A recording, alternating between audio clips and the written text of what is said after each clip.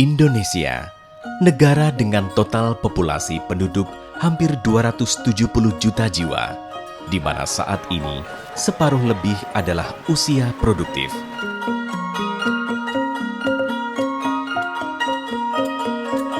Salah satu kota di Indonesia yang ditempati penduduk dengan usia produktif adalah Daerah Istimewa Yogyakarta. Karena secara historis, kota ini ditetapkan sebagai kota pendidikan, di mana banyak generasi muda dari luar kota memilih menempuh pendidikan di kota yang juga dijuluki sebagai kota budaya.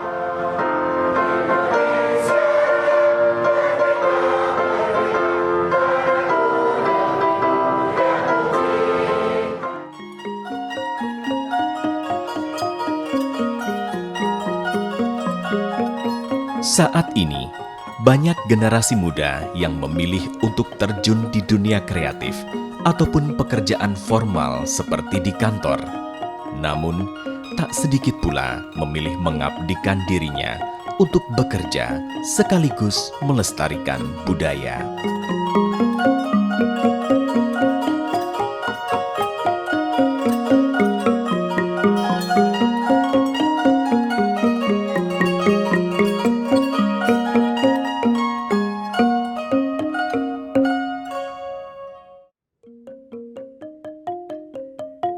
Ini adalah batik, selembar kain yang diberi motif dan warna.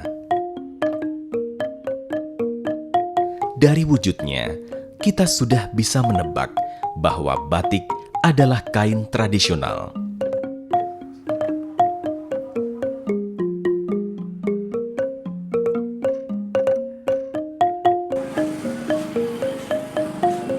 Dahulu, kain batik diperuntukkan sebagai pasangan busana adat di Pulau Jawa, yaitu kebaya.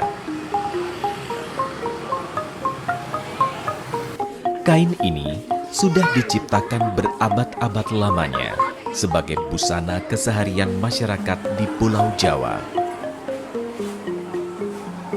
Tidak ada sumber yang pasti kapan batik pertama kali diciptakan. Motif atau corak pada batik juga memiliki arti sekaligus sebagai penanda si pengguna apakah dia dari kalangan kerajaan atau rakyat jelata.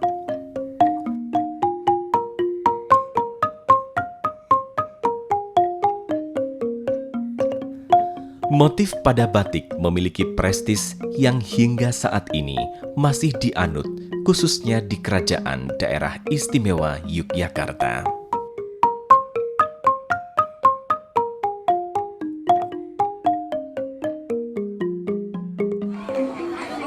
Pada 2 Oktober 2009 silam, batik ditetapkan oleh UNESCO sebagai warisan kemanusiaan untuk budaya lisan dan non-bendawi, karena batik bukanlah semata kain yang bermotif, akan tetapi adalah proses pembuatannya.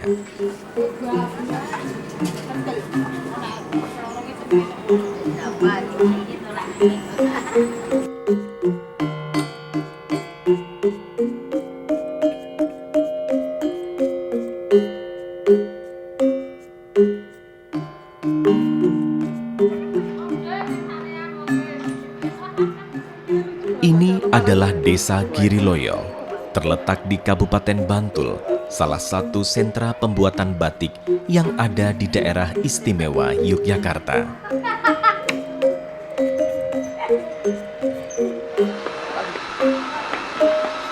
Dahulu, hampir seluruh warga di sini adalah para pembatik yang didominasi oleh kaum Hawa. Konon, mereka mendapatkan ilmu membatik dari para putri keraton yang sering singgah di desa ini.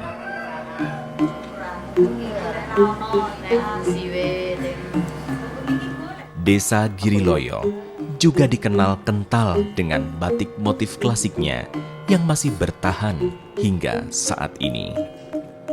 Saya mengembangkan batik karena saya dan teman-teman melihat potensi yang ada di Giriloyo ini. Jadi semua ibu-ibu yang ada di Giriloyo ini adalah sebagai pengrajin batik. Jadi supaya tidak punah. Jadi kita yang agak muda tentunya juga ikut mengembangkan batik di Giriloyo ini.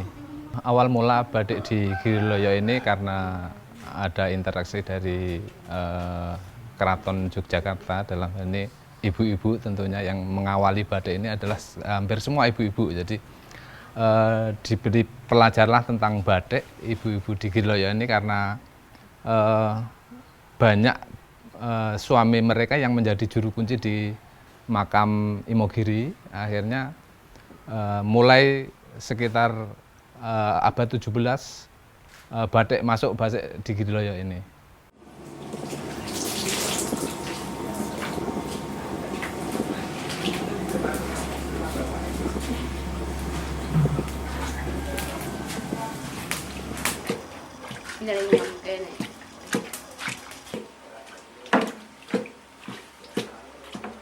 Ini adalah Ibu Wasingah.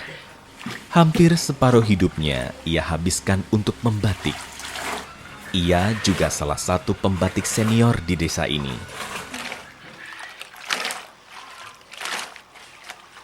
Bersama teman sebayanya, Wasingah mengisi hari-harinya dengan membatik.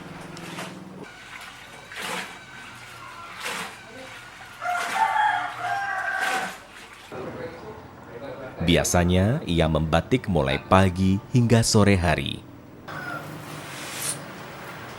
Ia adalah asli penduduk Giriloyo dan merupakan salah satu pembatik senior yang mendapatkan ilmu membatik secara turun-temurun dari ibunya. Konon, dahulu ilmu membatik di desa ini diwariskan dari orang tua mereka. Saged Mas anu waune kula dipelajari kalih simbok kula ket alit umur 10 tahunan pun dipelajari batik niku ya pun. Waune rak tena bal gempa niku terus entar batik terus jo saged pewarnaan barang niku rak pas bar gempa. Nek riyen niku ki anu Mas disade ten Yojo namung batikan pun rampung terus disetorke ten Yojo. Terus mangke angsal mori kalih arto niku wau terus dibatik melih. Para pembatik di desa Giriloyo mayoritas sudah berumur 50 tahun ke atas. Rata-rata mereka menjadi buruh batik sebagai pekerjaan pokok.